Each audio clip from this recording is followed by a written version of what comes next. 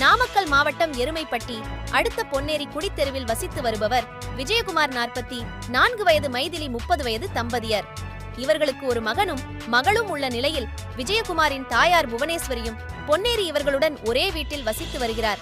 இந்த நிலையில் கடந்த 18ஆம் தேதி விஜயகுமார் வீட்டின் அருகே வசித்து வரும் ராஜேந்திரன் என்பவருக்கும் வீட்டு சுவர் பிரச்சினை தொடர்பாக தகராறு ஏற்பட்டுள்ளது. இதில் ராஜேந்திரன் தனது மனைவி கலாராணியுடன் சேர்ந்து விஜயகுமார் வீட்டின் அட்டையை உடைத்து தகராறில் ஈடுபட்டுள்ளார். சிறிது நேரத்தில் அங்கு வந்த ராஜேந்திரனின் மகன் பிரவீன்குமார் விஜயகுமாரின் வீட்டின் மேல் ஏறி கல்லை எடுத்து வீட்டின் ஓடுகளையும் அட்டைகளையும் சரமாரியாக அடித்து நொறுக்கியுள்ளார்.